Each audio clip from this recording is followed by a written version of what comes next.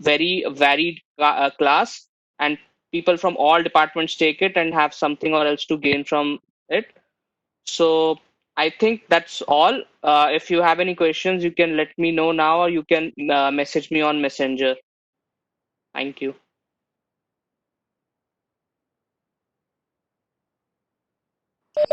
Guys, in case you have any doubts, as he already said, you can definitely contact him. Um, so thank you, Samardeep. It was great. We'll move on to the next speaker for now. It's Manu Srivastava, who is going to talk about the minor that he has done from the math department. Okay, can I start? Yeah, sure. Hello everyone. Are there a lot of people here or there are very few? I cannot see the participants. The thing is that you cannot actually see the other attendees in the list, and that is why, yeah, the total number of participants Okay. are not. Okay. So I'm a dual degree student in the physics department, and I've completed my maths minor, and now I'll be moving on to the last year of my dual degree. So first of all, let me get to the logistics. The maths minor is a very restrictive minor. You have four courses, and you have to do all four of them to get a minor, and each one is an 8 credit course. So it's like in other minors you have a pool of courses where you can choose from, but in maths it's very restrictive. You have to do all four of them. There are sometimes exceptions made, but okay, I will talk. So the four courses are first one, usually in the order that we do, is the four courses are real analysis, basic algebra, complex analysis, and general topology. So usually now there is a catch in the way these courses run in the minor slot.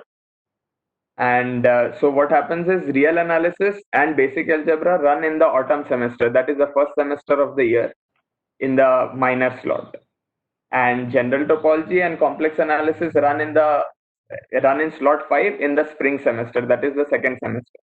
But with real analysis and basic algebra in your first semester, in the autumn semester, the advantage is that both of them run. So you can choose between real analysis or basic algebra. But when you go to the second semester, the general topology and complex analysis, any one of them only run in the minor slot.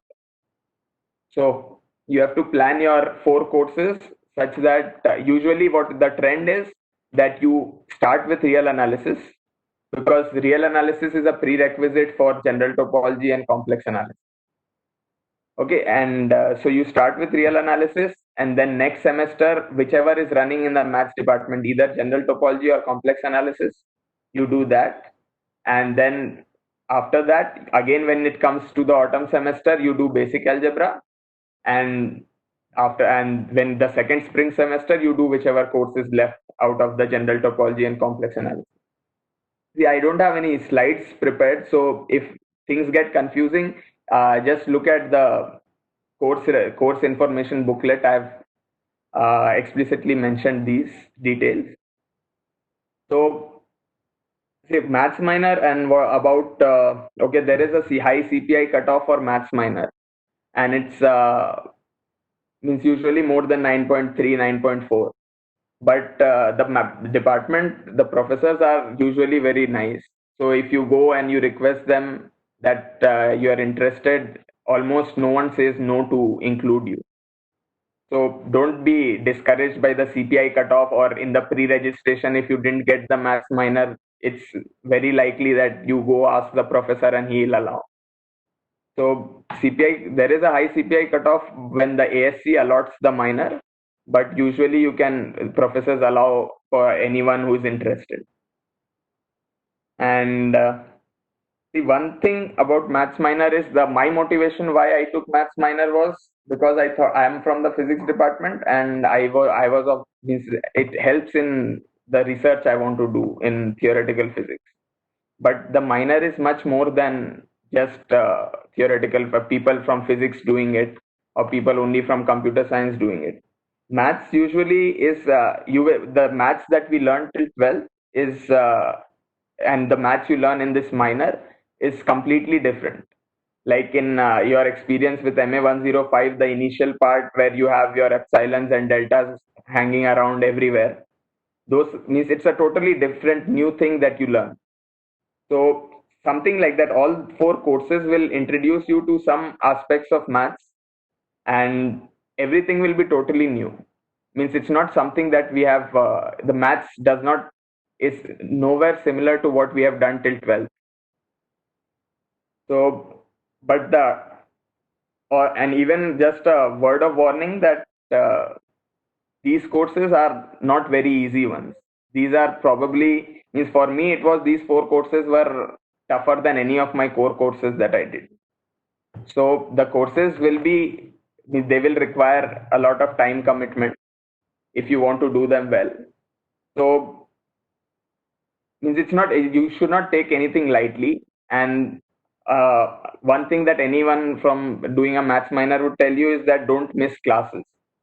See, what you have to do is maths minor, you have only four courses you have to complete. Each is 8 credit each. Now, in 8 credit courses, usually means in any, I think in any minor, you have 1.5 hour lecture slots. And for maths, there is a lot of content covered in each lecture. So even if you miss one lecture, the next lecture you'll feel lost if you have not gone back and found notes from someone and just studied them. So one of the things that people always suggest is don't miss classes, and also choosing maths minor, you should be aware that it will require significant time commitment. So do you want to spend that much time in a minor or not? Should be one aspect that you should think before choosing the minor. But yeah, I think I've spoken all the bad things about the minor. So see, the advantage of doing maths minor is you get a totally different perspective of any other course will not give you, will not equip you to think in abstraction as much as maths courses do. You will be doing all your courses with the MSCs who have already had significant exposure to this kind of math, where analysis, algebra, geometry, means this is totally new. I can assure you that means maybe one or two of you, but very few of you will have seen these kind of things before. So, but the advantage is that the perspective that you get is total, means you cannot get it anywhere else, I think, because the thinking that you have things in abstract, you don't like in real, like I'll give you an example. When you do your real MA 105, you learn everything about all the functions and differentiability, continuity, everything on the real line where your variables are all real. Then similarly, you in one of the courses which is complex analysis, you study all this in terms of when you say if the variables become complex, then what new things happen.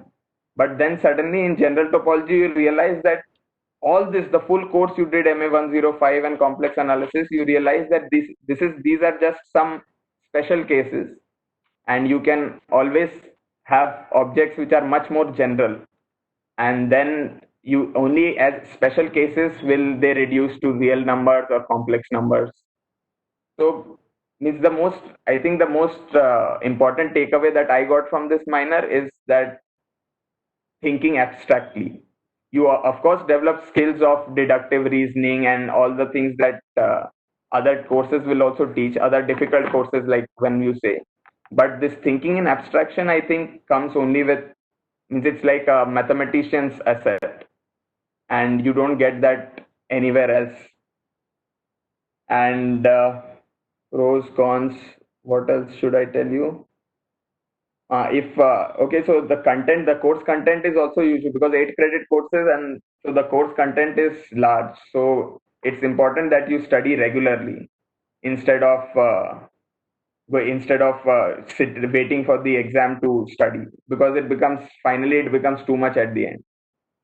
So it requires a level of dedication, but finally it feels that you have learned something. If you had not done a minor in math, then you would not know something which you would really want to know.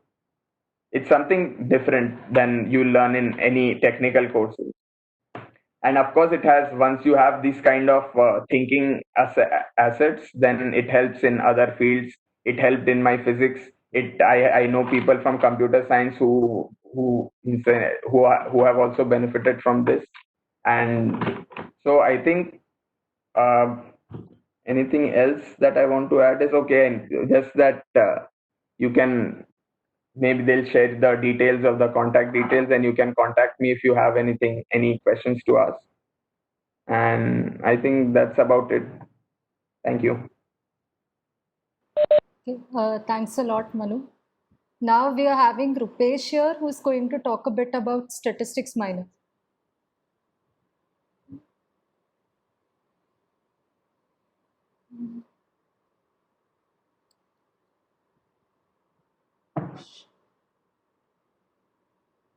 Rupesh, you can unmute yourself.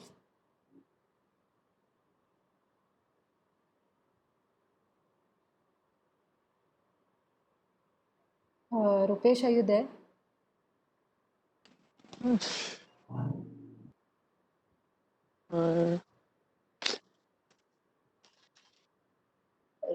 Rupesh, we can hear you.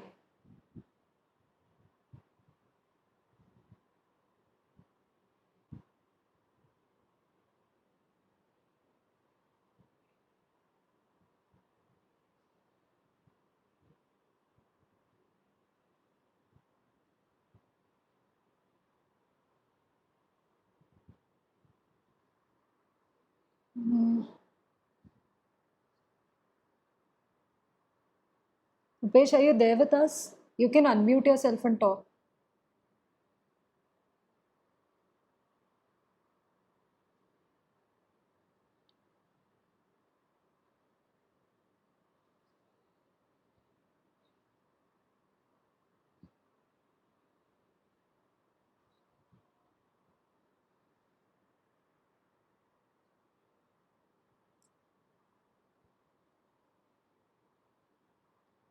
Okay, I think we can wait for 2 minutes. Seems to be some problem. Hello. Uh, okay.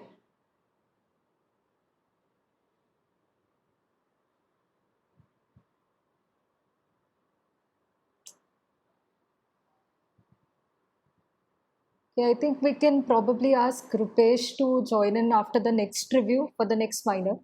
There seem to be some technical problems from his side.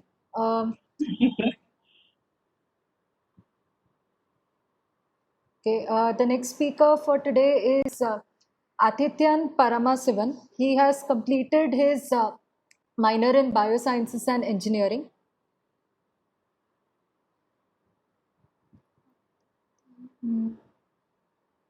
Adityan?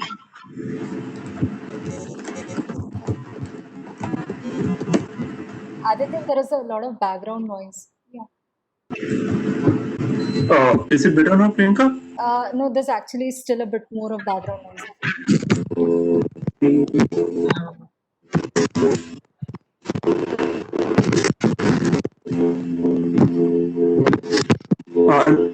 Is it any better now? No, it's not any better. It's the same. Okay, just give me a second. Yeah, sure. Hey, changing the headset or something. Yeah.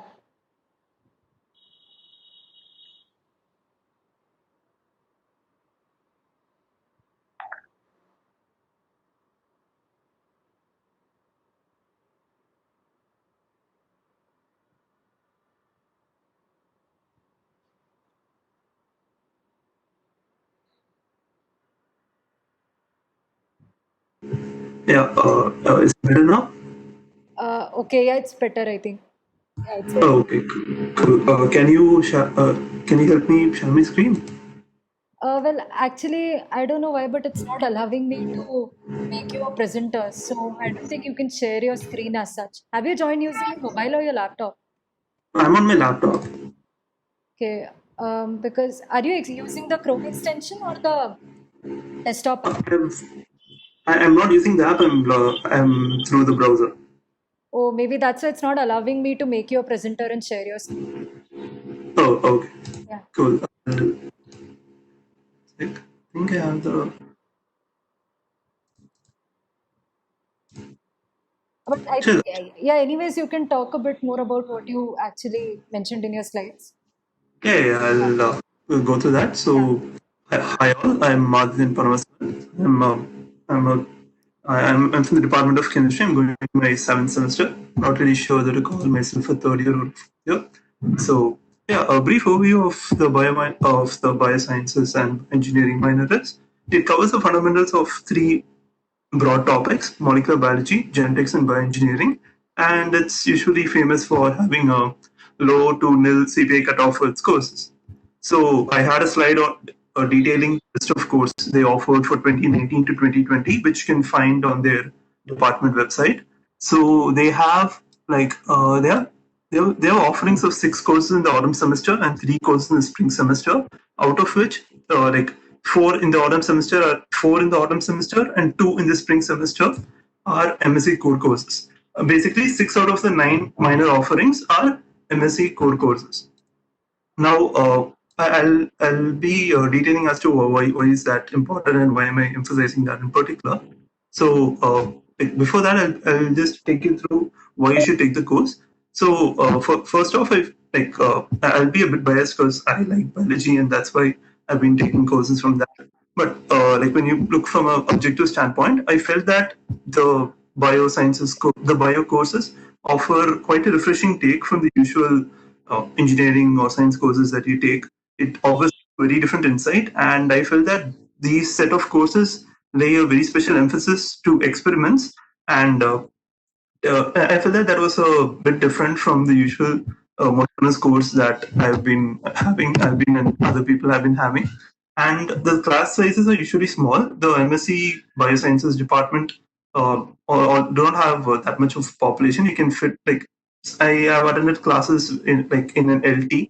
The LT was almost full, but yeah, I think I felt that is good. The prof has a much more better interaction, and the profs understand that there are some people who have taken the minor, and there are some people who haven't had, whose first and probably only interaction with biology was through BB 101, and each of the professors take like adequate care as to start from scratch for such students. So that's not really a problem, and it has a certain synergy with some departments. I feel that like everybody has something to gain out of biology, and like, biology has although it may be far-fetched for some departments, like there is some aspect of biology involved in any department, but it has like very close synergy with chemistry and engineering physics.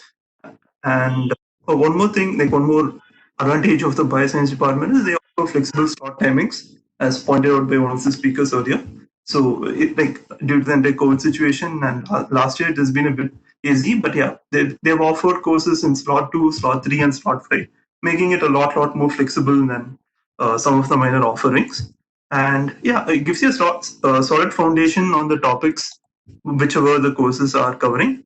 I'd like to mention, like, since I'm not sharing the slides, I'd like to mention that all the courses are of 6 credits, and yeah, it's not really that the courses offered by the bio department aren't usually math heavy. But if you like math, maybe this is maybe that may throw you off. But yeah, I feel that to be a plus. And of course, if you like biology, I feel you should take this without any question. If you like biology, it's definitely the perfect accompaniment for BB 101. So there are some caveats though. Like I mentioned, there are 6 out of 9 courses which are MSc core courses. So a lot of the caveats revolve mainly around that. So the thing is, all of these whatever they're teaching right now it's something that is covered in a Bachelor of Science biology course already. So your and MSc combination in your class, which is usually like around the ratio of 3:1, if not 4:1, and all those people have already had a round of this earlier. They've given jam, gate, whatever, and they've come into IT, so they know the subject quite well. So there's an additional onus on you to study so that you don't get swallowed by the competition. On one, I mean, while that's there, on the other hand, you of course the grading policies aren't like so rigid or so scary or something. If you put in the adequate time, you'll definitely get the adequate results. There's no problem with that. And one more thing that I particularly found like peculiar for at least what bio minor is, there aren't that much people who usually take bioscience minor, at least in my years of study. So it was hard for me to like follow up with classes, like in case I had a doubt, in case I had to like I couldn't find any undergraduate friends that much, but the depending on the students, I think yeah, you should be able to make some master's friends, and yeah, of course, making a master's friend in this would be, I would say, invaluable to your uh, entire minor study. And yeah, do I miss classes? So apart from the reason mentioned below, it's hard to find study partners to keep you updated on what's happening in class. The subject itself is relatively uncharted territory for people who aren't really familiar with bio. So when you miss a class, and most of the classes cover a lot of content each day, and in the four minor courses that I've attended, none of them like offer slides that give you, that of course explain everything. That you can't really rely on the slides alone in case you miss a class. So obviously, please don't miss classes. And yeah, since like I mentioned again, like since these are relatively new stuff and these do not rely on formulae based applications as well, you can't really expect to learn it overnight. So treat this minor like a marathon instead of a sprint. So you can't really cover the entire syllabus in the last few days of a quiz or midsem or ensim. Please try to keep in touch with it as and when possible. And the low cutoff should not really deter you from the fact that like, you will, of course, get easy grades or something. Like with regards to the cutoff, like it's some courses in the bio thing run without any like lower ceiling, without any cutoff. So if you have any CPA, you can apply for that. There's a particular course called BB610 Biomedical Microsystems. It got quite famous in the last year for having an insane number of registrations. And that course in particular had a very lenient grading policy. Like it all offered tens and nines, and if you're really unlucky, eight. And but I would say that's the exception. For other courses, it's not really that easy. You have to put in your own effort, and that shouldn't really blind you. And yeah, that's all that I have that I can share by audio instead of any pictures. So yeah, that would be it from my side. Thank you guys. Hope you guys are staying safe. If you have any doubt, you can feel free to reach out to me on Messenger. Thank you. Thanks a lot. Okay, so now I think Rupesh can speak a bit about his statistics minor. Rupesh, can you unmute yourself? Yeah, Sure. am I audible to everyone? Your voice is cracking a bit. So now, Yeah, I think now it's all right. I'll share the screen.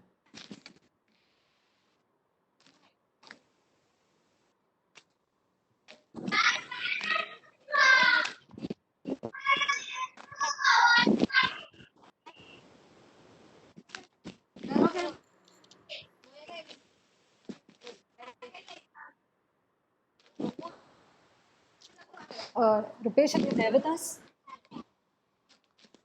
I can go ahead. Yeah. Yeah, I am here, guys. Hi.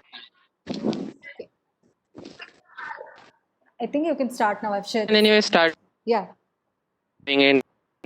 Oh. Yeah, so statistics. It is normally we don't about, but it is you kind of Rupesh, your voice is cracking a bit. as in like highly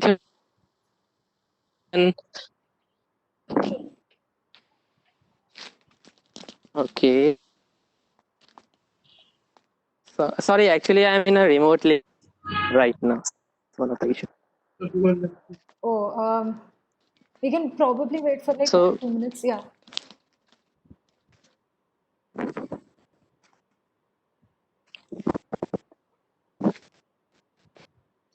it's like is it It like trails off a bit in between. So we can like hear just 2-3 words and then nothing. Oh, that's the worst.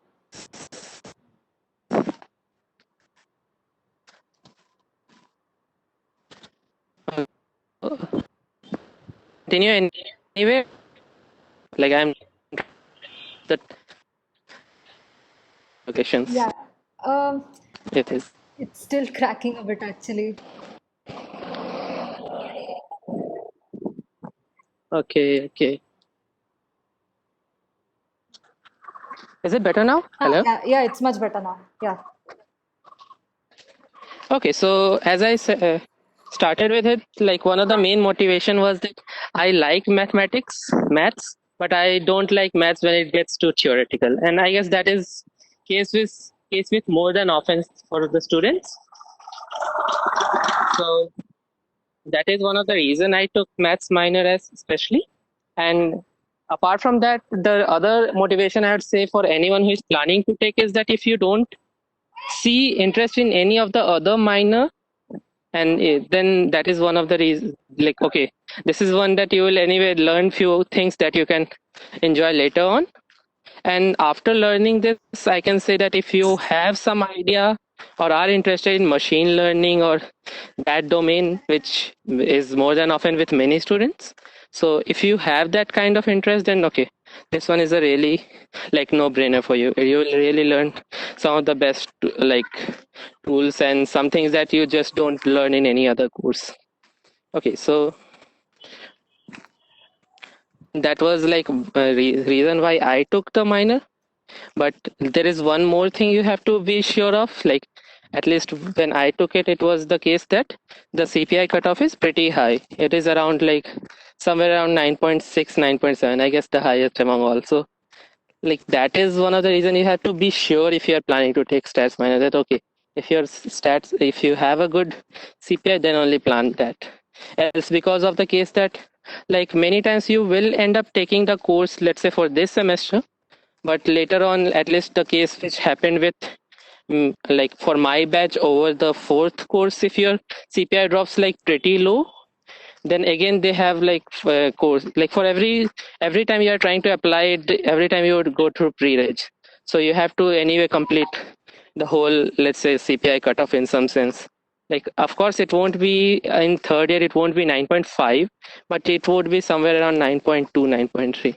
So just be sure that okay, CPI if not the case, then only think this way.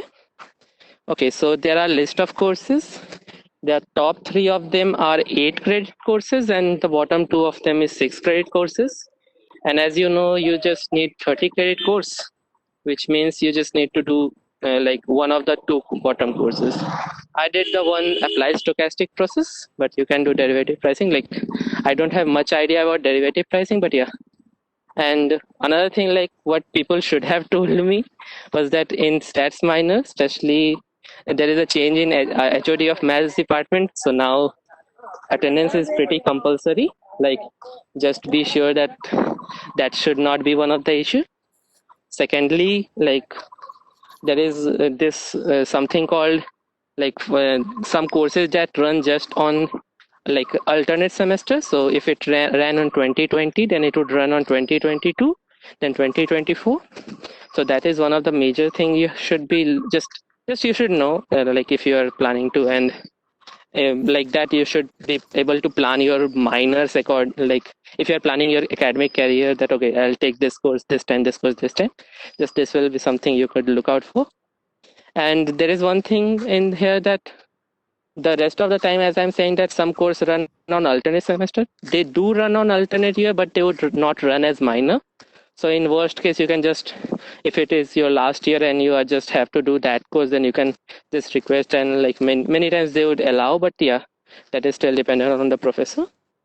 And as such, like course wise, I could say that the first course, probability theory, that is more on the side that okay, like normally we know what is probability and distribution, and let's say you might get the basic info about it, and there is almost a data analysis course in every department these days. So but apart from that, you like what actually probability is defined as, and like a bit more than just what you need to know the basic, that is what like this department in every senses. Okay, like there is one course later you'd see regression analysis, which is like normally you'd learn that okay, linear regression or something like that. I don't know if you might know these days, but okay, this is something you might end up learning as an engineering student, that okay, there is something called regression and fitting, but normally you just use it. This one, like this course says like anything more than that, okay, why is this used, why should we not use, or how should we test that this thing is good or bad. So those things are coming. There is one course related to statistical inference, which is like normally this course, as I would say, it is more like course on estimation, that how to find a good estimator. And like if this you do this course, then it will generally help you out in many other fields, like wherever you would have some task to do some estimation or something like that. This is a very handy tool kit. And there's the course, another course I did, the applied stochastic process, which is like really not a separate domain of learning, that okay, what some like Markov chain or something, like you I don't want to go into detail, but yeah, it is a separate topic, and I think so is derivative pricing, but I didn't do it. And as such, this one is pretty short, so the conclusion I would give is that okay, if you are not interested that what you should be doing, and if your CPI is helpful with that, then this is a good course to try out. But just be sure that okay, like the as such examination isn't that much of a pain. Like you can do, let's say, 1 to 2 days reading, but you have to attend the classes because of the some attendance policies. And apart from just attending the class, you should also make some notes, because like at least in 2 of the courses the notes were not shared with us. So yeah, you have to work that out. And at least something you might learn actually, that taking a minor is something more difficult than it is, because normally it is different from your wingmates. Normal people, like your friends in the wing, might take another courses, prepare differently, and you just have something else to prepare on. So like yeah, that is something, I guess. Okay. Anyway. Okay. Thanks a lot. Okay. Thanks a lot, Rupesh. That is nice. Guys, I think I'm seeing a lot of questions that are related to ALCs and all. I think I'll just clear this up before I proceed ahead. A lot of you have asked whether the grading for minor courses is going to be done with the people who are doing core courses.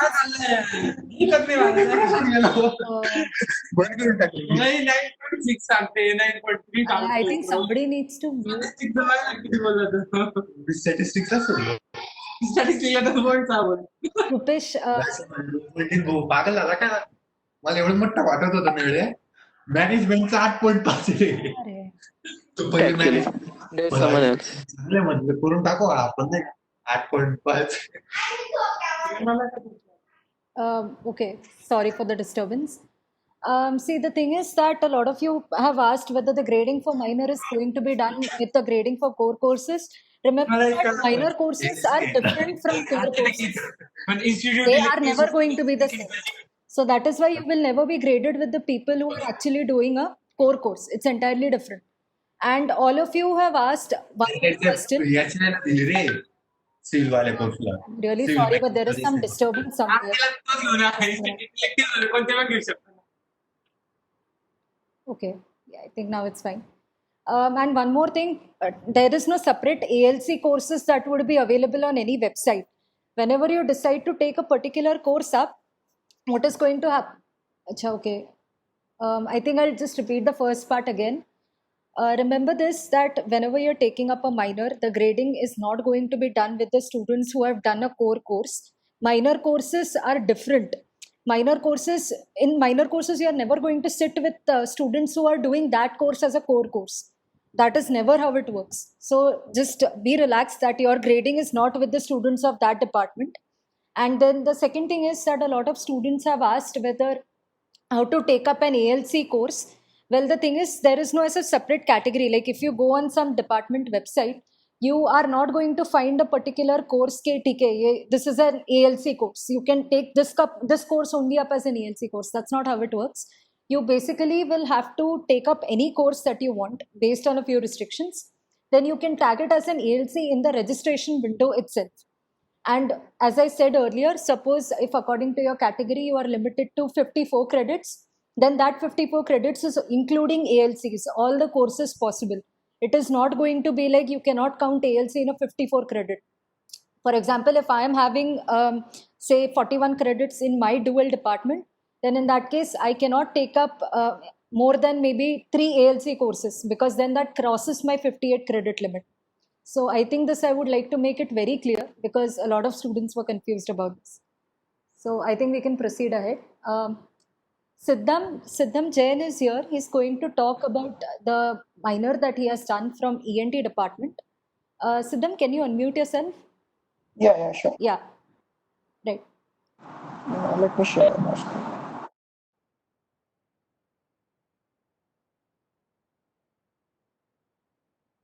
Am I audible? Yeah, you're audible. Yeah. I am Siddham Jain, and I'm here to talk about the entrepreneurship minor. This minor is offered by Desai City Center for Entrepreneurship. So, unlike other courses, this entrepreneurship minor is all about practical work. And in most of the courses, there is no theory, and you are expected to work upon an idea in teams. So in these courses, you interact with the relevant people and learn how to proceed with an idea. So there are courses on marketing, operations, finance, IP, proof of concept, etc., which are all very key components in any successful venture. So if you are really fascinated by startups and really plan to work on your own venture, then you should really do the Siddham, courses. sorry to disturb you, but can you zoom in a bit? It's not exactly very clear. Sure.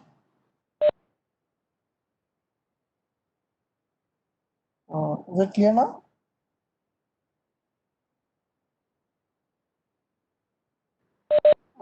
Actually, I don't know. It's not zoomed in for me. Can you zoom in a bit more?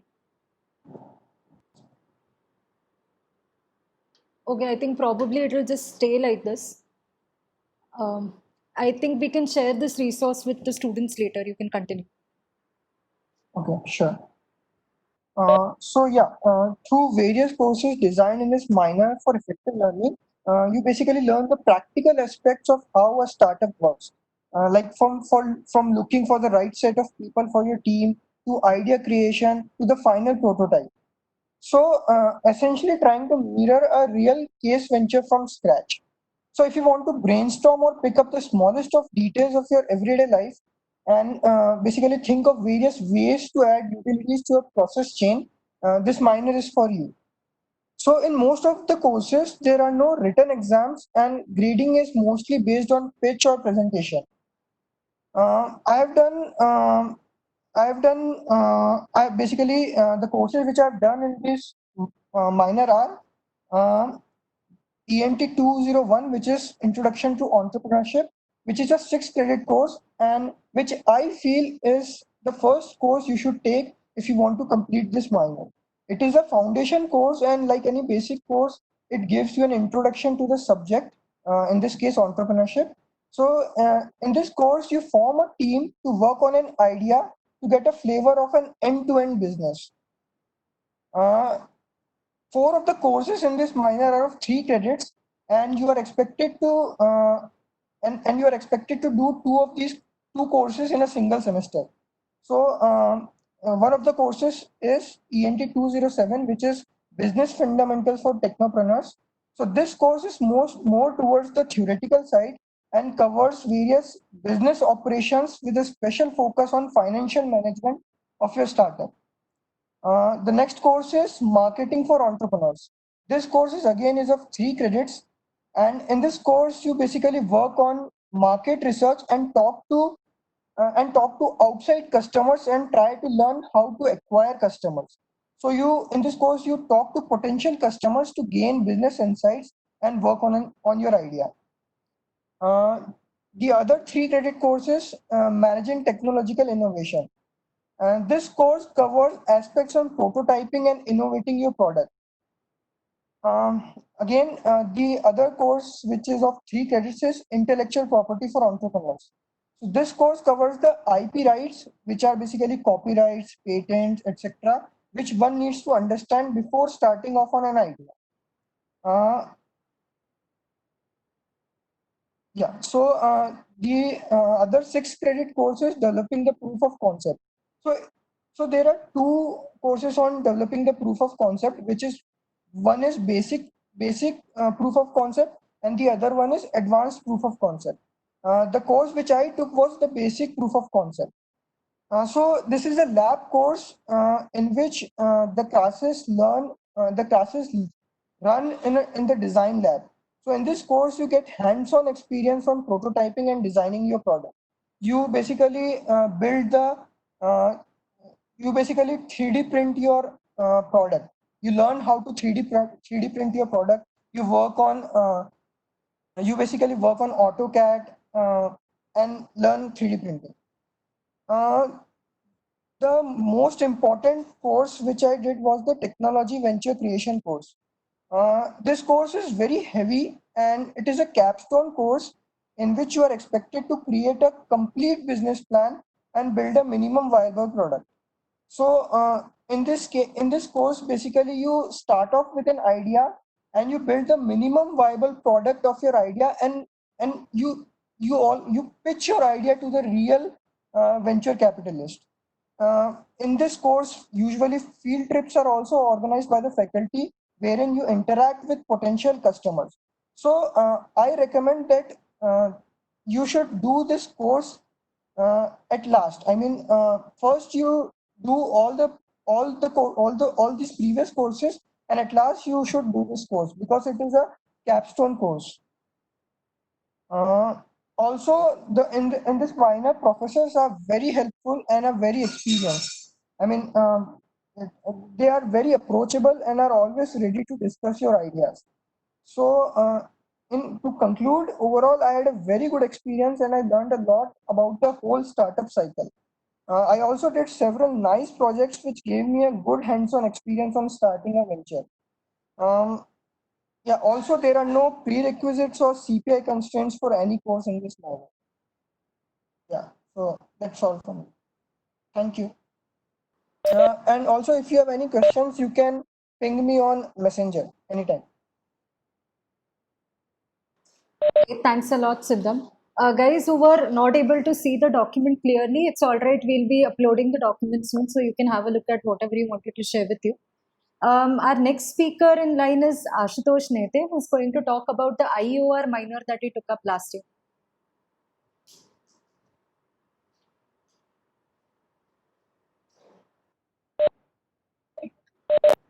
Ashutosh, you can unmute yourself. Hello. Yeah. Hello. Yeah. I'm audible. Yeah, you're audible.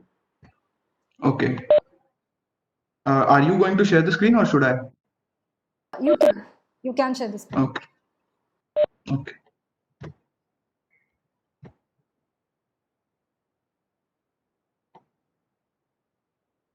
Is this visible now? Yeah, it's visible. Okay. Hello everyone. My name is Ashutosh Nehte. I am a to-be fourth-year undergraduate student pursuing minor degree in Industrial Engineering Operations Research. Now today I am here to tell you what this department exactly is and what the department of IIT Bombay offers you in the minor degree. So to explain IUR in short, it is a subfield of applied mathematics, and it is the main aim of this, the main thing that this branch focuses on is to model the systems level engineering problems that you see around you mathematically, and then use probabilistic or statistical tools to optimize them or to increase the efficiency of them.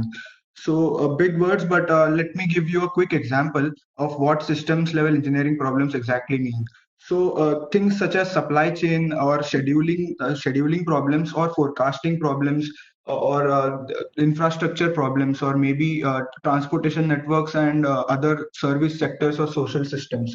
So things which you see around you daily, but so in order to improve them, you need to model them mathematically and then apply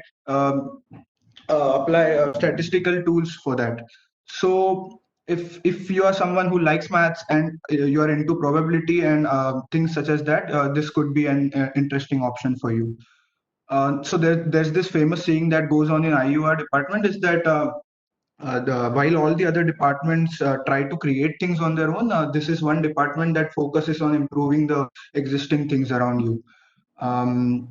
Now, let me quickly tell you what the IOR department of IIT Bombay offers. So this is a PG level department that offers only PG degrees such as MTech and PhD degrees. So you might have not heard about it, and hence all the courses offered in its minor degree are PG level courses. Now, let me tell you what the courses are. So you need to complete around at least 30 credits, and 3 compulsory courses are there for in this. And the remaining 2 courses are IE labeled electives. Now, the 3 compulsory courses are IE 501 and IE 502, that is supposed to be done by everyone. And the third one, you have a choice of either doing IE 503 or IE 504. And then the remaining 2 IE labeled electives, you have a lot of options in them, and which you can choose based on what suits your interests or what you like exactly. Now, there is no particular order in which one should be like aiming to take courses here, because IE 501, 2, 3, and 4, all the 4 courses do not have any prerequisites of each other. So you can start the minor with any other course as any course as you wish. And you can also do the IE labeled electives before completing all the 3 compulsory courses. But sometimes it is there are prerequisites and it is not advised to. Now talking about, I'll just tell you what each course offers in short. So IE 501 is a course that has the name optimization models, and this is probably the best course to kickstart the minor and get a feel for the department, because this introduces you to all the different kinds of problems that can be modeled in a mathematical way, and what the different problems that IOR majorly focuses on. So it introduces you to all the mathematical methods for solving what do we say, convex optimization problems, and this touches the linear algebra part also. So these courses of IOR are mathematical as well, like a bit mathematical as well. And then this course has like the professor usually introduces you to a lot of intuitive examples from the real world, so that you can relate to what maths is going on around. IE 502 is probabilistic models, and this, so I talked about systems level problems, right? So there is this randomness associated with each system, and in order to apply and understand like how to optimize them, you need to understand this probabilistic behavior of each system. So this course majorly focuses on that, and it's pretty mathematical. It introduces you to the probability, the basic mathematical probability. Then it goes on ahead to introduce you to the data analytics part, and then ends with the IE, it touches the IOR part. For example, it covers Markov chains. Now, I personally have not done IE 503, which is operations analysis, but in short, it includes supply chain and operations management. And IE 504 is the course which I have done. This familiarizes the students with all the types of infrastructure that are there around you, and all the service sectors that are there around you, and what are the different models that are possible like how can modeling be done in these daily life examples that you see around you. So some examples are location and capacity planning, and then maybe operations analysis and transportation systems, and then solving network models. So this is not as so IE 503 and 504 is not as mathematical as the first 2 courses. And I advise all of you to just go through the curriculum of what IOR department at IIT Bombay offers, so that you can get a feel for what the courses include, and because you have not heard about this department before. And talking about the courses are not very hectic in general. They are relatively chill as if we talk about the time that needs to be put into these courses. I would suggest that anyone who attends the classes regularly and just studies a few days before the exam can sail through the exams easily. And the courses are very intuitive, interesting, and very exciting as well.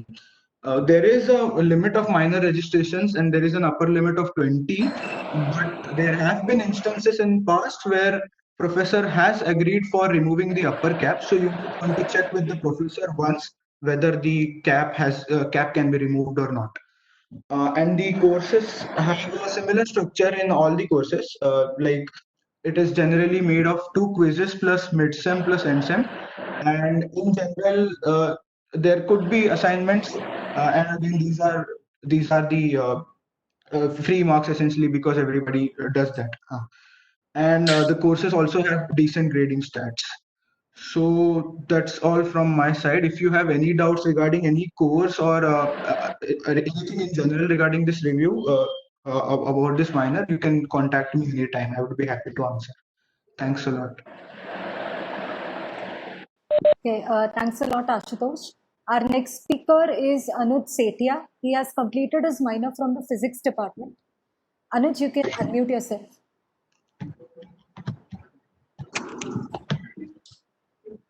So, how do I share the screen? Yeah, just a minute. I think you can share the screen now.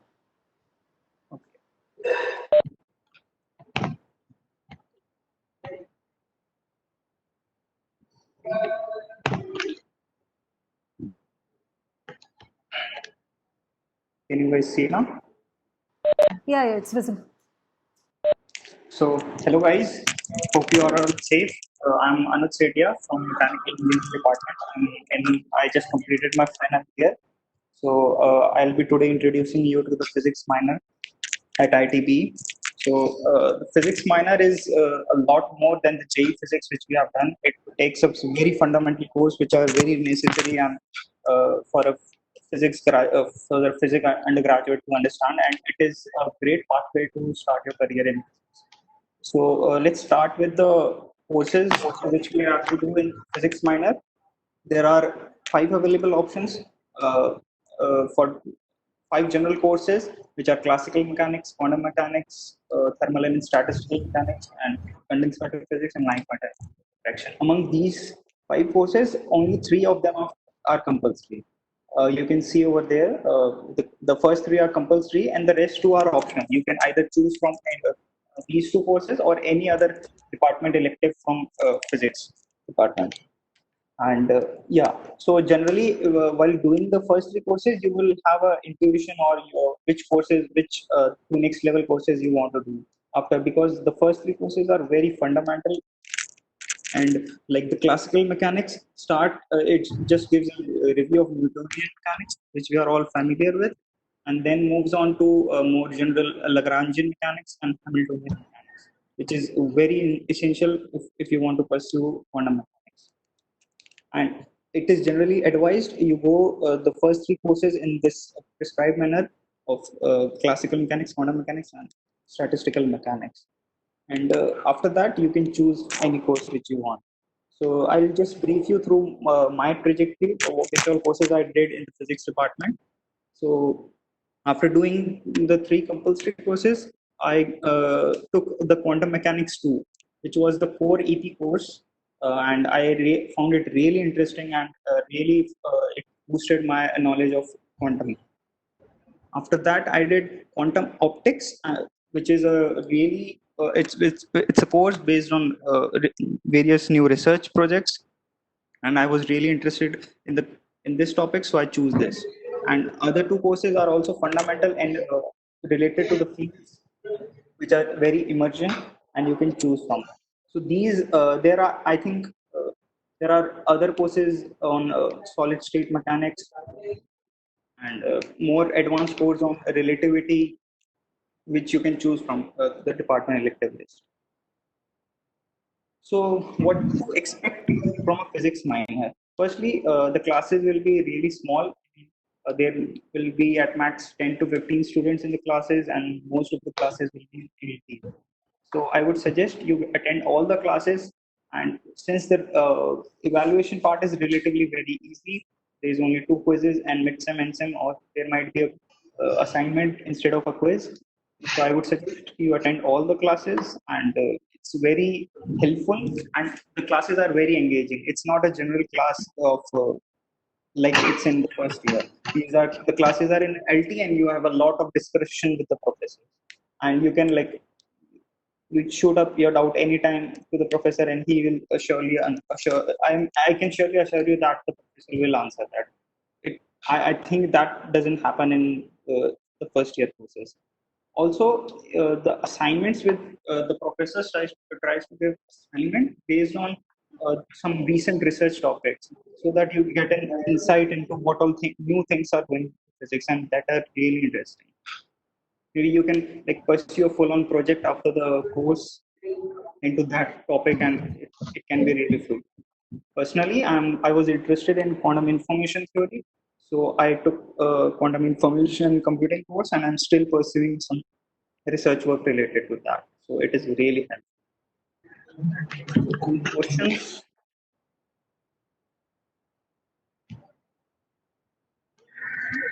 I think okay. Maybe you guys can ask your questions later directly to me. Either you can ping me on Facebook or reach me at this email address. I would be really happy to answer any of your queries regarding this. I hope you can just go through the physics course description. I've not described it thoroughly over here, and I think the topics are really fundamental theorems and which are discussed in the course, and you will able to get it. Okay. Thank you. Happy physics. Oh, thanks a lot. Okay, now the next speaker is Razi Ansari. He's going to talk about the IDC minor course that he took up. Hello. Yeah, Razi. So, how can you share this screen? Just a minute.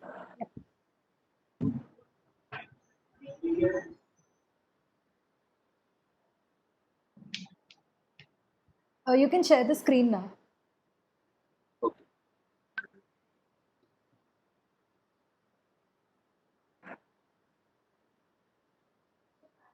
So, can you see it? Yeah, I can see. It's I visible. hope everybody. So, let me start with this minor. I will first I will tell you what courses I took as my minor. So, I took innovation by design and understanding design as my minor. I took uh, Studio Project 1 as my institute elective and Elements of Design as my LC. But I will convert my LC to my minor. Currently, I have done with 4 courses. Out of this, 3 are minors, and my one is. So, first course I took was the Elements of Design. It is like very fundamental course on design. Basically, they will teach you about shapes and how to use it, like circles, squares, cones, triangles. And after that, they will show you how to use it in your design. So, do lot like many assignments. So you have to do that. The marks distribution was like 50% was on attendance and 50% was on the rest. There was no exam, and there was one presentation on the topic. Razi, can you just be a bit more loud? Your voice is cracking a bit. Okay. Now it's fine. Yeah, it's fine. Hello. Yeah. So in my first course, Elements of Design. So in that course, we had uh, some assignments and exam. There was no exam, and the attendance was has bit more weightage, like 50% was for attendance only. So if you have attendance more than 50%, you get 50%. The course instructor was Professor Ravi Hazra, and he was quite friendly with all the students. And in that course, mostly the course content was based on shapes and how to use design. And there was some guest lecture also from some IDC faculties, and it was very beneficial for us. Like we learn about animation and yeah, and product design a bit, and then uh,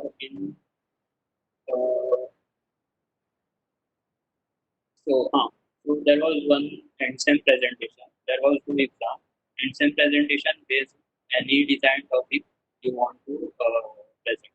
So you can try to do anything. I did uh, the topic of caricature, and mainly uh, marks was on assignment, and you have a lot of assignment. Like I submitted in the last. Like, you will sketch in this course. You will use some softwares like Illustrator and Photoshop in this course. So yeah, it's a good course to begin with.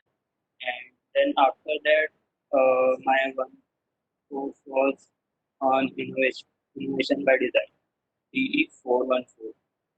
So DE 414 was total was based on product design basically. So it was about product design, and everything we did was a product. In the end, we have to bring out product prototype so we can mass manufacture. So yeah, so so you don't have to decide what product you need to. You don't need to ideate anything. They will give you this product we are working on. Like there is many projects in IDC are going on. So they give us a helmet. So we need to design a construction helmet. There are many type of helmets. Every group there was group of like 6 to 7 people, and all have to work on one project. And many type of construction helmet. Razi, sorry to interrupt, but Children's. can you be a bit more loud? I mean, your voice is cracking in between. Wait. Yeah. Actually, I'm putting mic very close. Mic very close to my but wait, I'll change my place. Maybe the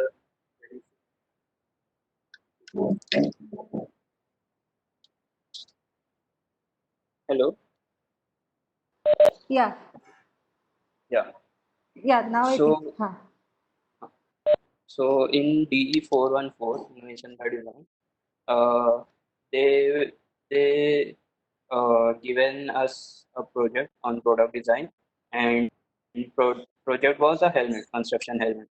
So everything we have to do is around was revolving around that product design, and we don't have to ideate anything. Like they came up with the idea. We have to do the survey. It's okay now. Yeah, it's Voices. fine. Yeah, it's fine. So we need to do a public survey about existing design, and then after we need to develop another design. In that course, also attendance was very deciding factor for the grade. If sir is seeing you coming like in every session, there was many classes was on Friday. There was almost no classes on Wednesday. And if sir was noticing you that you are doing work, you are attending the lectures, then it's fine. Like you will get good grades, and yeah. So and the project was a bit.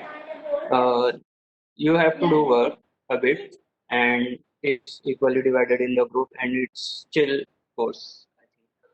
I thought it was a chill course because, yeah, as I said, everything was on attendance. I attendance more than 80% of the classes, so I got like 10 in that course. And then after that, the next course was understanding design. And in the understanding designing wala course, like T415, there was two group of the whole class, and one group was working on product design, and one group was working on communication design. And you have choice whether you want to go for product design or you want to go for communication design. So I did a product design course before, so I went for the product design. And then after lockdown happened, so in that course we have to we did give a medicine, and all the grades was based on that only. As far as attendance wasn't compulsory, like there was nothing like that restriction, like that is attendance wasn't that much important in that course. And yeah, in I don't know about communication design other part because I wasn't working on that, but the product design wala was the same as we did before. We have to do some design iteration, some survey, and we planned that, but that didn't happen because of the lockdown. In the end, we submitted a PPT based on our design, what we decided as our final design. And yeah, mostly grading was based on midsem. And midsem, as the course name is understanding design, so midsem was based on like basic design questions. Like there was a question I remember. Uh, so the question was, what will you include in a children's syllabus school book? So there was some options like biology book with pictures, history book with pictures, English textbook with all the text, and like some language book with text. So a children will understand much better from pictures than just a text. So you have to have that observation, like understanding of yeah, a children's mind will revolve around the like colorful pictures and all. So those are the correct answers. So there was no syllabus and all. Just you have to build an understanding of design. Yeah. So this was all the courses. Yeah. I did one institute electro, but it is included in minor. It was studio project one. Yeah, so it was generally people go for pottery, but I did a little bit of like I did a story illustration and I approached to Professor Funny for that. So that's the course. If the professor know that you are capable of doing something project on your own, then you can choose any project based on your interest. It's not just pottery. People think pottery is a course, but it is not a course. It is just a topic given by prof. But you can select any project in that course, D403. So yeah, this was still like I don't know if anybody like in the innovation design. This sir given us around 11 APs. So yeah, so I don't think like grading will be that much. I don't think in institute actual grading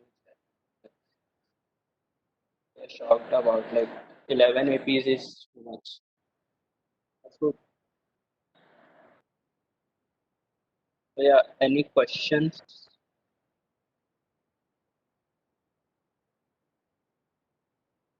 Hello? Sorry, I'm looking at the chat right now. Wait.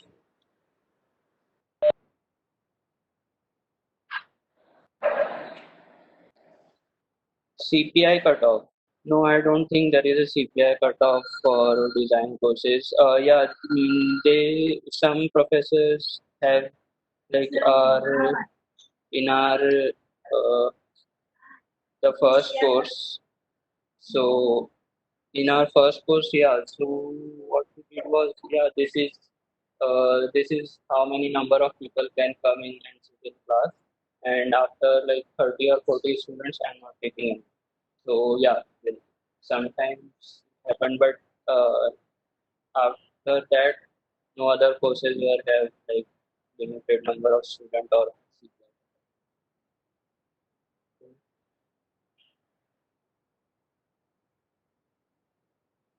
Course में मजा आया. हाँ, मतलब like काफी friendly होते हैं professor.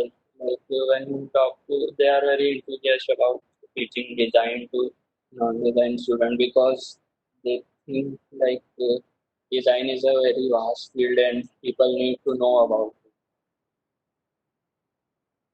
And so that like, so yeah, so as I told, like there is a number of student limit on number of students for some courses if prof wants, but else there is no limit as far as I know, because our innovation by design was almost like online course.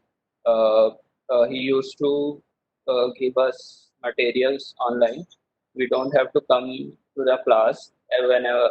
If he used to send us mail about when to come and when to not.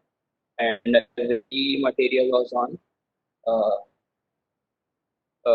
on no, there is a IIT Bombay X account of profs, and they'll upload stuff on there.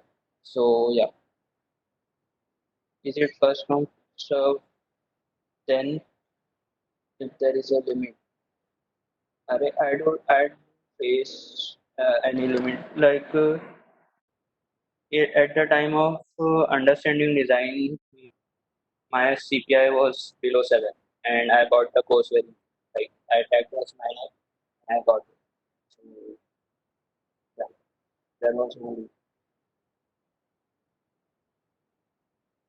any else. Anything else?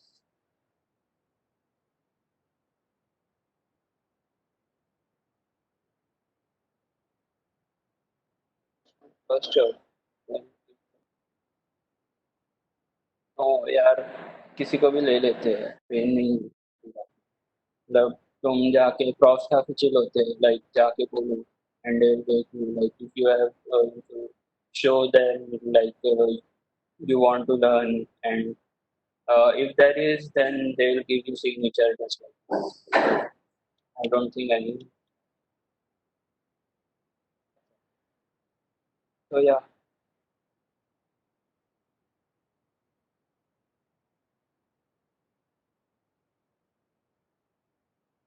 Hello. Yeah, Razi, are you done? Almost. Yeah. I was just answering this chat question. Yeah, sure. Okay, Yeah, I'm done. okay. Okay, then thanks a lot. Thanks a lot for that review. Yeah. Okay, so now our next speaker is Dimple Kochar. She's going to talk about the minor that she has done from CSE department. Dimple? Am I audible?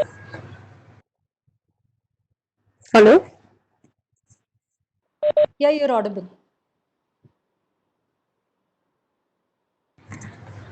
Okay, so hello everyone. I'm Dimple. I'm a 2B fifth year Red Bull degree, or a 50 as things go.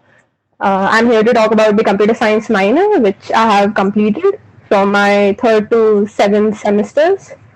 So being an elect student, CS seemed like a natural choice for minor, plus explore the karna hi tha.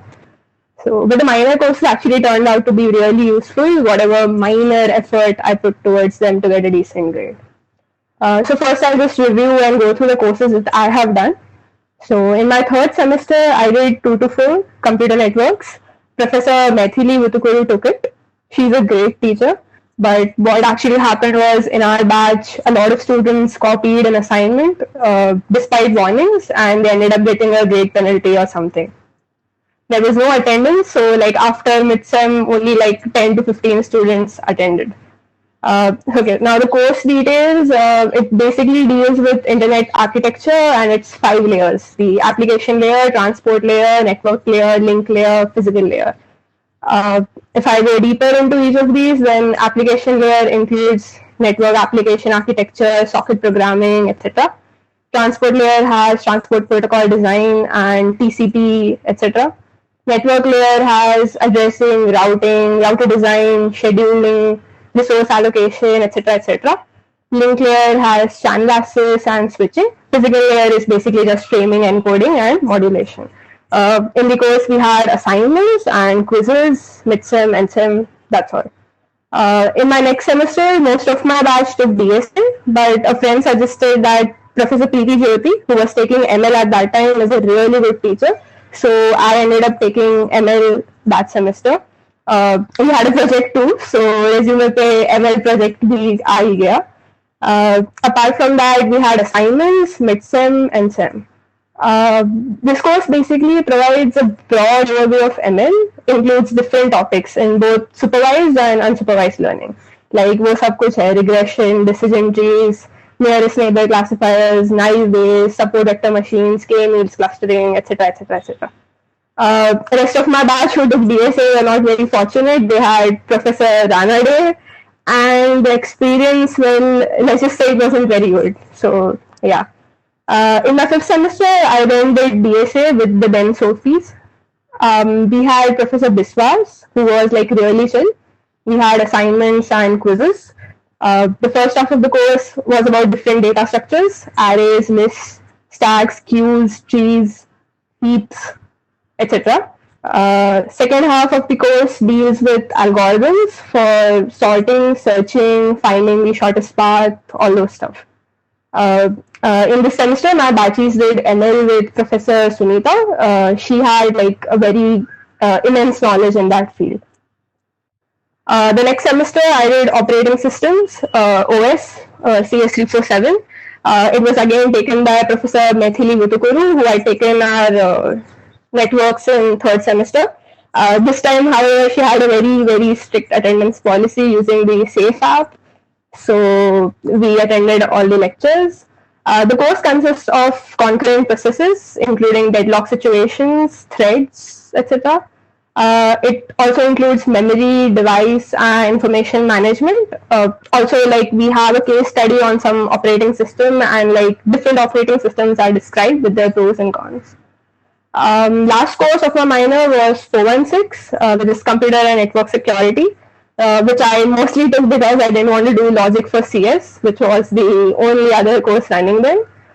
This will actually happen to most of you because CS department is like notorious for randomly shuffling offerings. So you will face situations where you have already done the other courses, or they would need prerequisites. या किसी का CPI की वजह से कटेगा. I'll get to that later. Anyway, 416 is computer and network security.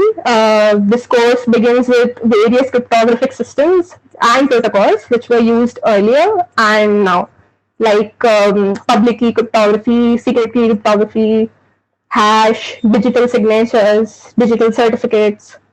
It also discusses various vulnerabilities and attacks on TCP, DNS, ARP, and DDoS attacks. Professor Kameshwari took it. She was also taking CS 742, which is the same as 416 minor, but 742 is the course which CS undergraduates can take as an elective. So what she did was she uploaded video lectures. Basically, I think her mentality was instead of delivering the same lecture twice, you can just make a video of it once. Anyways, for you guys, like it's an online semester, so every lecture will be a video lecture. So she divided our class into 2 halves. Each half had to attend like only one lecture in which she would clarify our doubts from the video lecture, and we would have a small lab exercise. We had quizzes on SafeApp, midsem, endsem, and 2 lab exams for this course. This completes the course info about the courses that I have done. CS minor attracts a lot of interest. So it observes some of the highest CPI cutoffs with like DSA 213 and networks 2 to 4 closing in like 9 point somethings. For the later courses, the cutoffs drop. The CS minor is not like a super chill minor. Decent effort is required if you want to get a 10. For the CS minor, of the 5 courses, 4 have to be M courses, which are like minor designated courses by the CS department. The 5th course can be any elective from the CS department or even an R&D with the CS department. Advantage of the CS minor is that in today's world, it lets you crack good internships, even if you happen to understand the corresponding topic really well, like ML or DSA. Yeah, like really useful with coding tests, etc. In reality, like I have observed most of the students like just tend to slack off because it doesn't add to your main CPI, and you just do the bare minimum effort to get that minor tag in your transcript. So even I have done it for a certain courses, but if you're genuinely interested in a deeper knowledge, you would have to make your own effort. The instructors I had were all very good and are there to help you. So yeah, that's about it. I think if you have any more questions, feel free to ping me on Facebook. Yeah, that's it. Thank you. Okay, thanks a lot, Dimple. Thanks for the review. Now, next we have Dhananjay Tiwari, who is going to talk about SysCon minor, that is Systems and Control.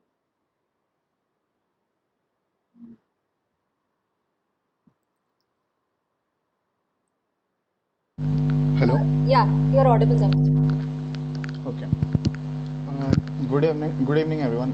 I'm Dhananjay Tiwari, a dual degree student in Mechanical Engineering Department and going to be in my 4th year right now.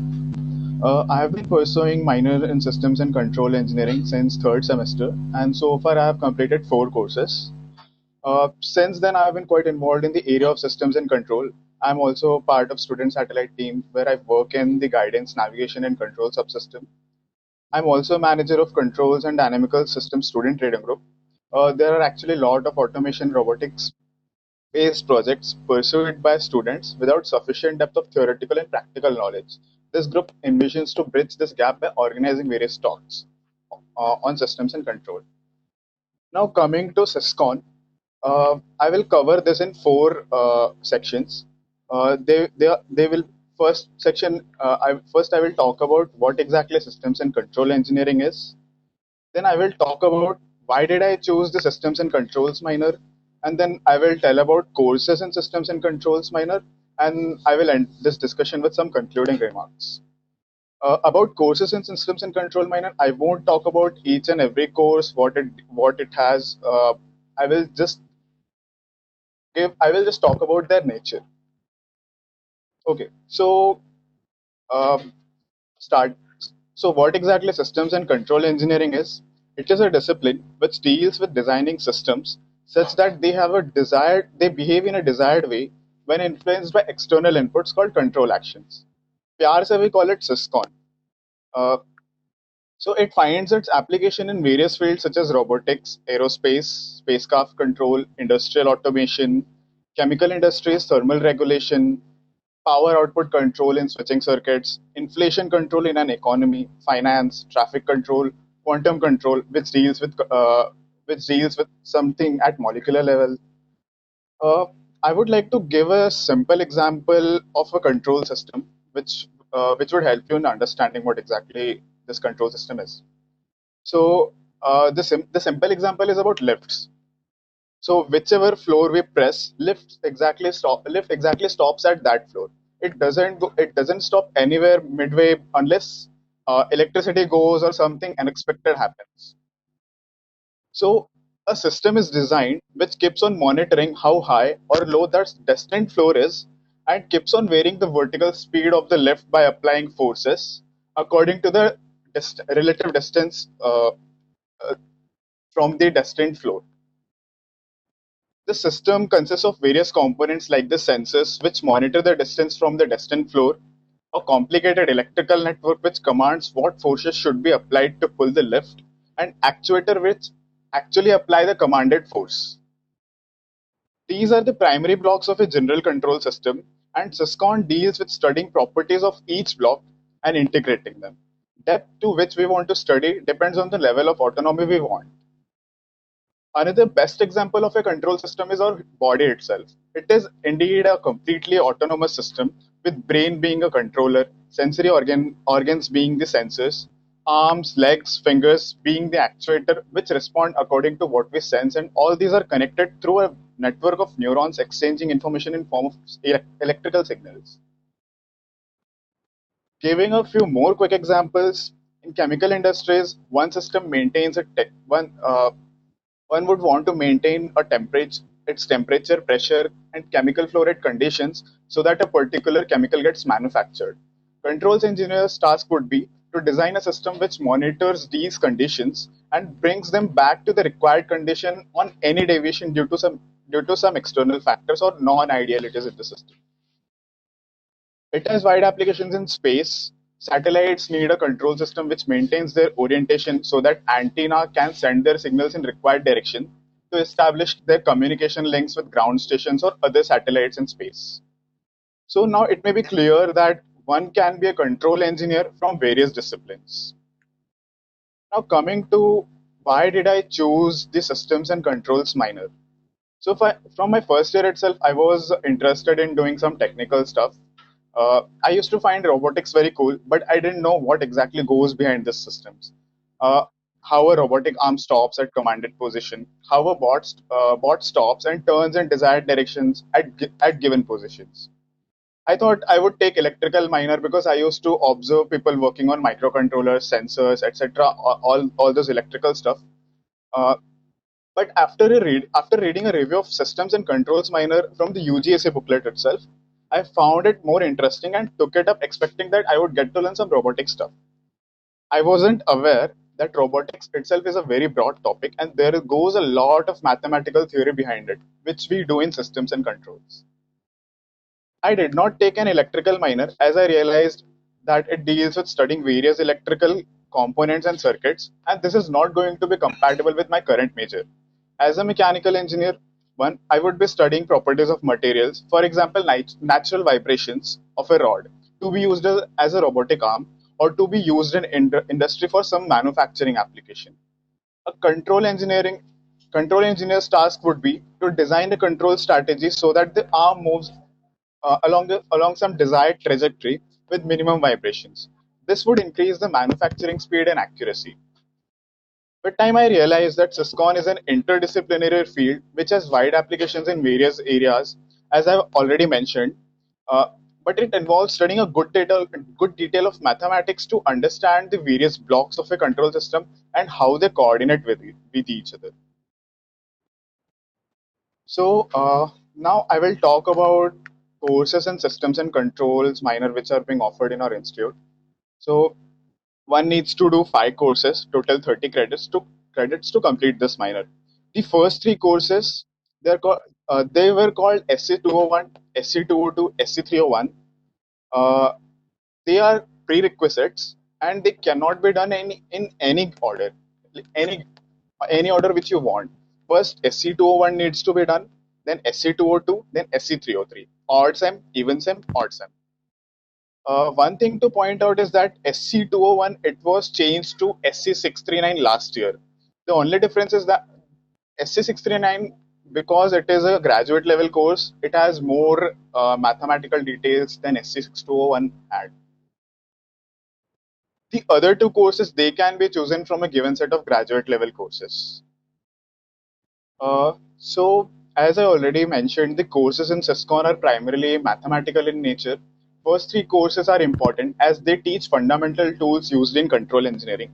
They primarily deal with essential mathematical tools frequently used in systems and control, consisting of a good detail of linear algebra, real analysis, which is basically continuity, differentiability, limits, sequences, etc. What you did in MA 105. Elementary multivariable calculus. You will also be dealing with designing control system for linear systems, which are one of the most basic systems found in nature. You will be studying various mathematical theorems and proofs related to each of them. and it really helps if you're comfortable with the mathematical courses done in your first year, primarily MA 105, which was calculus, and MA 106, linear algebra. Well, even if you're not comfortable with them, that's okay. You will be able to understand as long as you are willing to deal with some rigorous mathematics. So apart from these three courses, there are courses which deal with some applications. There is a course which deals with optimization in control system. Optimization in control system means you want your system to behave in certain way, but that system will have some constraints, and you would want to minimize something. For example, energy in a mechanical system, you will have restrictions. You will have constraints on using your fuel. So you would want to minimize something so that your purpose is fulfilled within that given constraint. There are some courses that are about understanding dynamical behavior of mechanical and aerospace systems in different mathematical structures. This course is very mathematical in nature, but it is very useful from the point of view of mechanical and aerospace applications. There's a course which deals with probability theory and its uses in control system. I haven't done this course, but I'm mentioning it because I know about it. It also involves some estimation theory, which is an important aspect of control systems, which is used primarily to remove sensor noises and get proper data. There are some courses on multi-agent systems, guidance and controls of autonomous vehicles, etc. There is a course on game theory which has wide applications in making decisions in businesses, economic policies, environmental policies, autonomous systems, etc. etc. So now coming to profs and their grading schemes, evaluation schemes, SysCon profs are one of the coolest professors I have seen in the institute. They are more interested in learning about their students, and they are quite okay with suggestions of the students about the courses, lecture schedules, exams, etc. There's a professor who always brings up something for his students working with him whenever he goes out or bakes something. He always invites to his office. Now talking about evaluation schemes, the exams are mostly based on what is covered in the class. Some professors allow open book tests, while some prefer surveys of research papers for evaluation, and some take normal closed book quizzes or exams. In one of our courses, there was this scheme. Prof would assign some example problems to the whole class, and then in one of the future classes, we were supposed to go to the board and explain one of the problems from that pool of problems to everyone. And this was given 5%. I don't remember exactly, but this was given some 5 to 10% of weightage for the evaluation. It is advised that attending lectures regularly and following up the professors is kind of important. Otherwise, you would not understand what is going on in the class, even if you miss one lecture. At least I felt this for the first course. The grading is usually a normal distribution, that is a bell curve. Profs are neither very strict or nor lenient. Now, I would like to end this with some concluding remarks. It is suggested for one to take this minor if they are really interested in the courses and want to pursue them further. It is not something which can be taken just to try out something new. It takes time and patience to get intuition of this mathematical nature. By time I mean spending of 2-3 sems, at least with the SysCon courses, with one course in its sem. I also suggest that you talk to more people who are involved in SysCon. Also speak to those who did not continue the minor and try to find out their views. If you want, I can suggest some names, but I'll have to ask them once. Another important thing is please read the course info booklet. It has description of all the courses, a good description of all the courses. For me, it was really helpful as I switched my mind from electrical to SysCon by reading that only. And then I spoke to seniors about SysCon minor. Also, I have a YouTube video which I suggest you to watch if if you want to understand more about this field. So I wish you all the best. Thank you. If you have any questions, please.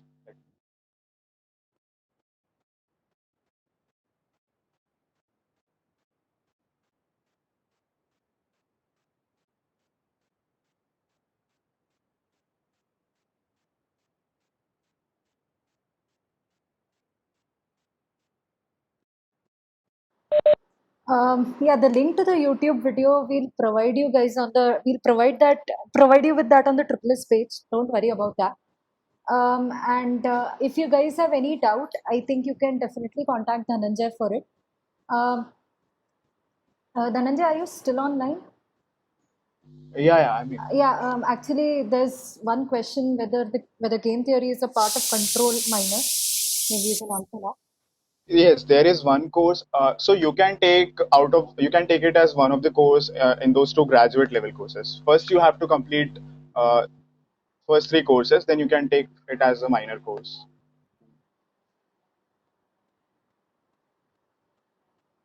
Okay. I've just got one more question, as in what all majors does this minor suit?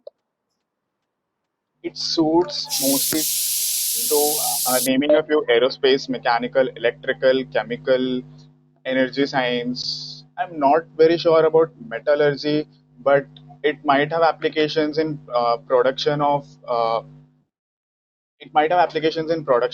various materials, but I'm not very sure. It has applications in physics as well, like quantum control, uh, and then chemistry as chemistry may also have applications because they also deal with studying molecular nature and all.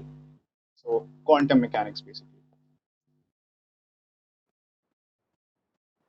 Okay. In case if anybody else has a doubt, you can definitely contact Dhananjay for it. Okay. Is there anything else you would like to add, Dhananjay? Uh, no, I'm done. Okay, great. Thanks a lot for the review. Now we are going to proceed to the next section. We are having Abhay Mittal, who is the current DAMP head and who's going to talk about DAMP, that is the Department Academic Mentorship Program, with all of you. Hello guys, can you hear me? Yeah, you're audible. Okay. So everyone there, just stretch yourself out a little, that like thoda boredom come ho jaye. I'll be really quick. It's not like information like the rest of us. It's more like an announcement. I'll start sharing my screen. Just a minute. Um,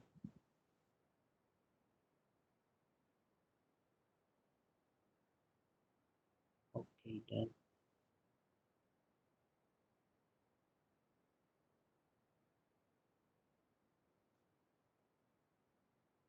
Priyanka, do you have the presentation? I think. Amay, I think you can present now. Can you try again? Um,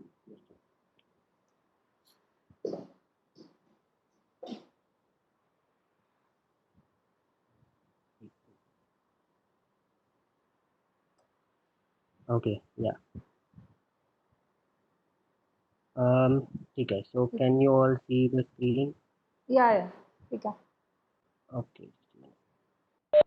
Okay, so so this is about the Department Academic Mentorship Program, or the DAM. So as you know, most of our ISMP mentors are probably graduated, or they have gotten busy with some other things. So this is about the DAM mentorship program. So you'll all be allotted Department Academic mentors for the next year. So this is a short presentation for that.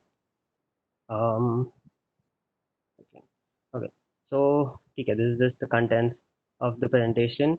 So about DAMP, okay, first slide thoda content heavy hai, but okay.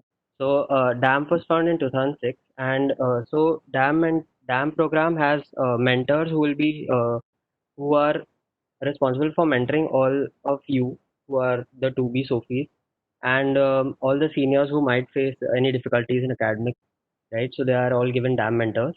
Um, right, it's called DAM, but then I'll call it DAM. That's also fine.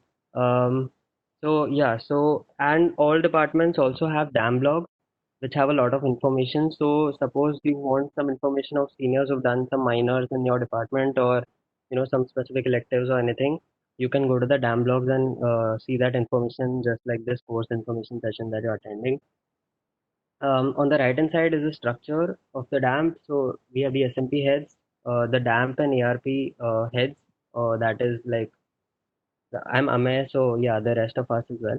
there are two others with me, and there are DAM coordinators for all of your departments. They might have communicated the message to you in mail or on WhatsApp today.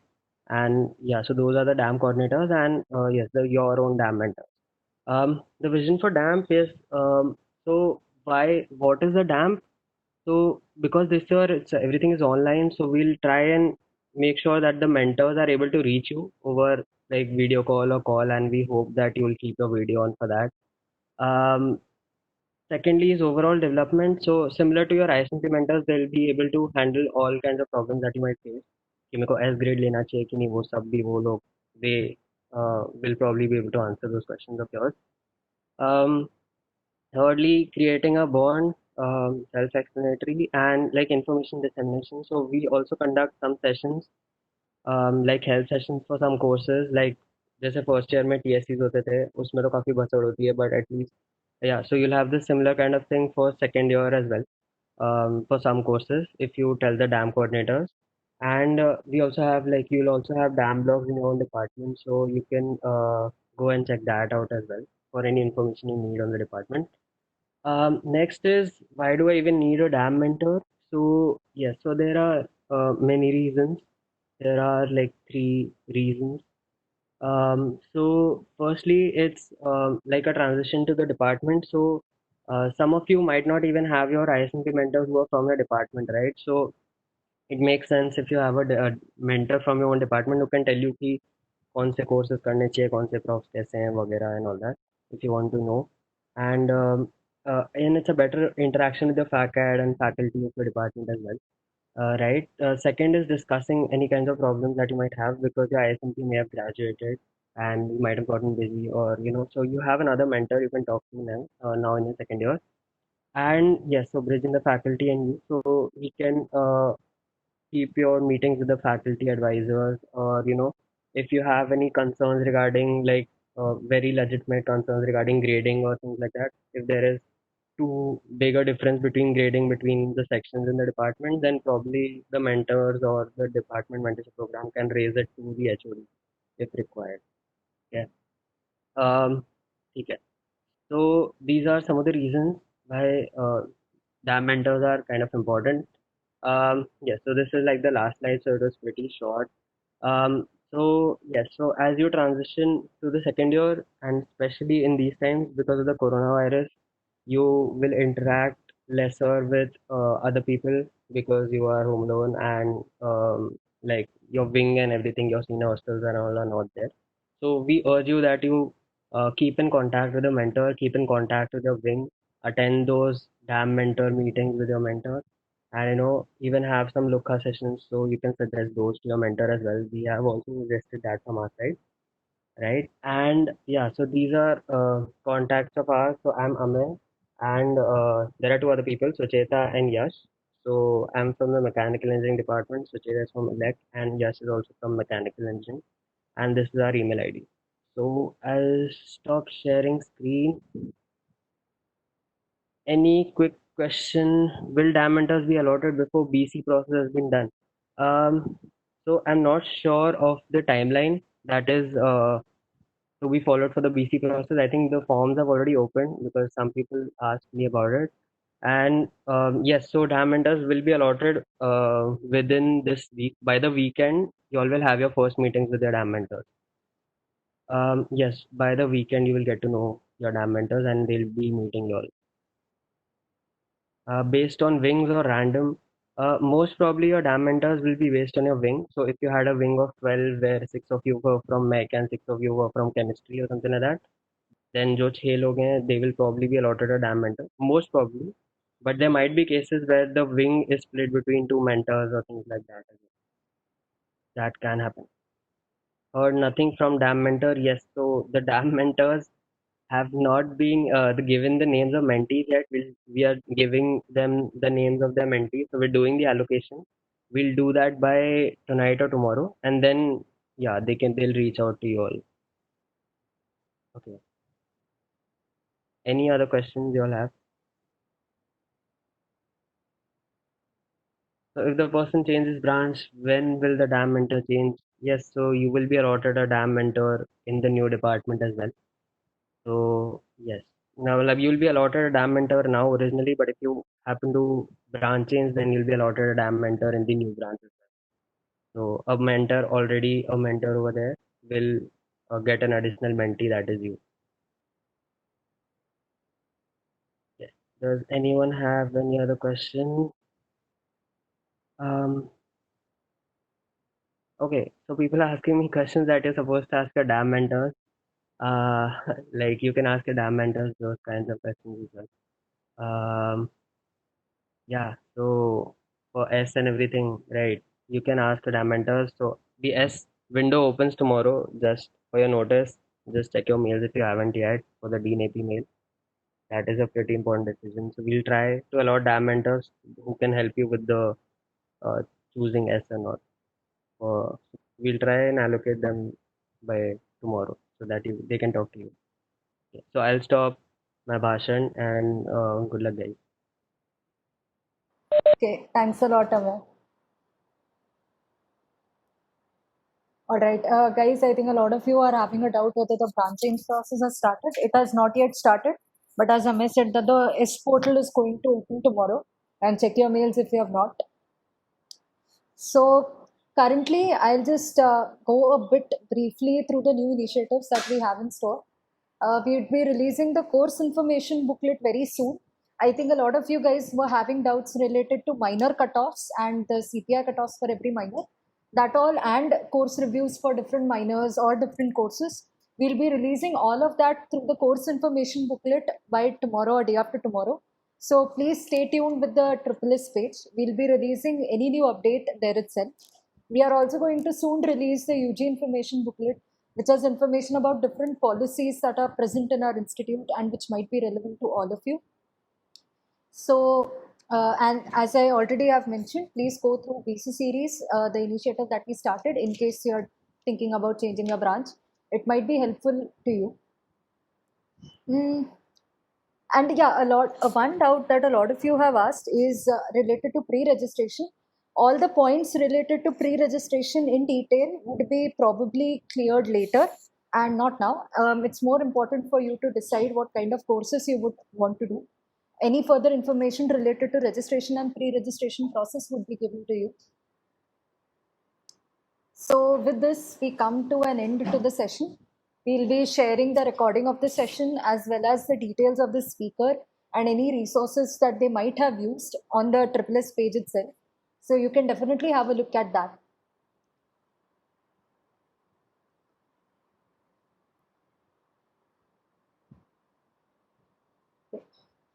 So see, guys, electrical minor, it's going to be present in the course information booklet. You can have a look at that review there itself and think about contacting the person in case you want to. And in case you guys are having some quick questions right now, you can definitely share that in the chat window. I'll try to answer them as much as possible.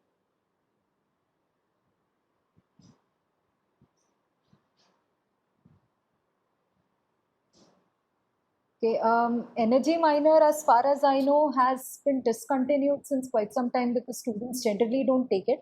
So that is why we did not have any speaker for it either. Oh, we'll be sharing the details of the speaker and whatever resources they had on the SSS page itself. The minor cutoffs, as I already said, it will be through the course information booklet. And yes, electives are a part of your core curriculum. As in, whenever you're talking about an elective, it needs to be compulsorily done along with your remaining core courses. It's present in every curriculums department. As I already showed you that slide with electrical engineering, you can go and check your department websites to know the semesters when you have to do these electives. Pre-registration as per the calendar is going to start on 20th July approximately. Finance minor, currently there is no finance minor as such. We are definitely working on it. Generally, electives don't have cutoffs until and unless they are like very, very popular ones, but generally they don't. See, as I already mentioned, you can probably do 2 minors, but then remember, you should never cross the credit limit for any particular semester. Otherwise, you'll not be allowed to register for that course at all.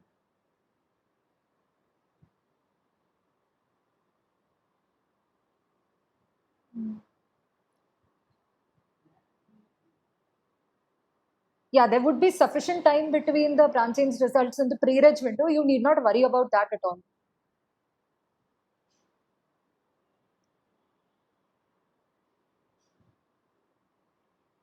In electives, you can choose any course that is not from your department, and obviously if there is no slot clash. We are really not sure about the credit limit and whether it would increase this sem since it's online. But I think you guys would be definitely informed about it through official authorities in case it happens.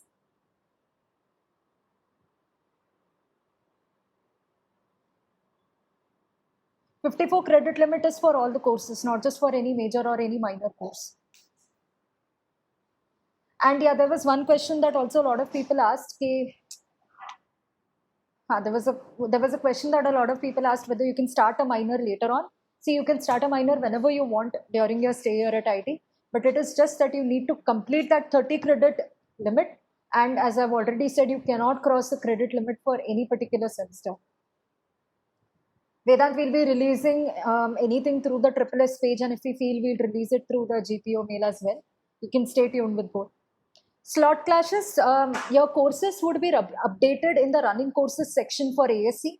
There you can definitely have a look at the slots that are present for every course. Yes, I mean the FB page. See, as I said, ALC, it depends. Yeah. If you ALC generally, until and unless it's a very popular course, there are no CPI official cutoffs as such. If the professor decides to keep, that too, it's a very rare case it might have. Electives can be done in semesters other than prescribed semesters except HSS electives.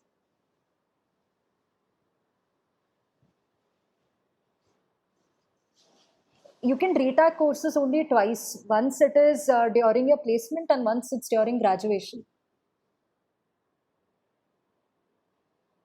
Pre-registration is on external ASC.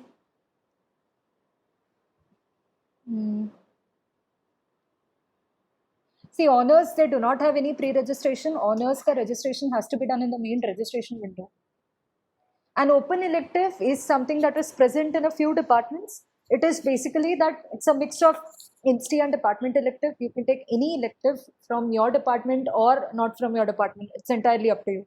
Literally any course under the sun in ITB is an open elective.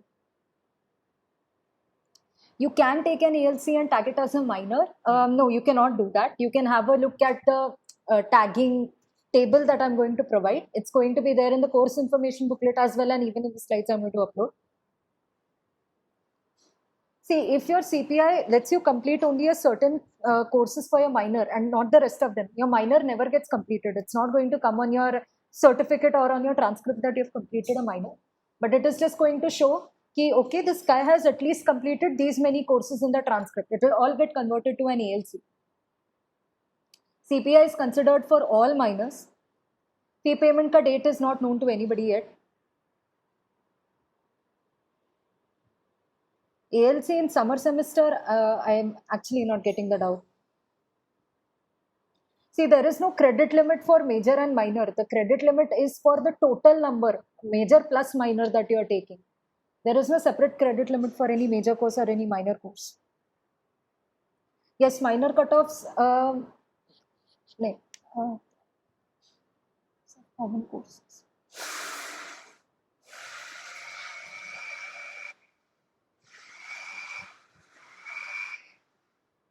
See, you can start doing, as I've said, minors, honors, anything you can start doing it as and when you like, but you need to complete that 30 credits for minor or 24 credits for honor.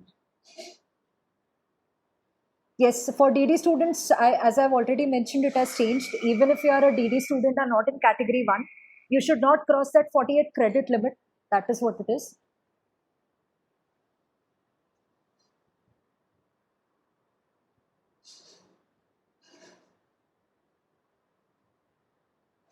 Okay, guys, I think it's a lot of doubts.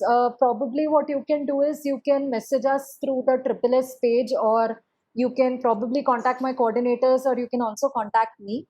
I'll definitely be ready to answer any doubts that you have.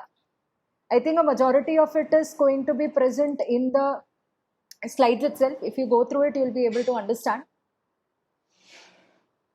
The previous year branch change cutoffs, as I've already said, it's on the SSS FB page. You can have a look at that. Okay, so guys, I'm sharing my number here. You can contact me, or you can contact any of my 4 coordinators. That is Rohanja, Saketika Chekuri, Sana Sharma, or Shubhankar Kumar. Or contact us through the SSS FB page or the UGSC page. We'll be all happy to take your doubts. And as Amay already said, you'll also be having your DAM mentors allotted by this weekend. So they can also help you to get a better idea of the entire process and the minors and honors that you should take. So I'll be ending the session now. Thanks a lot. Thanks a lot, everybody.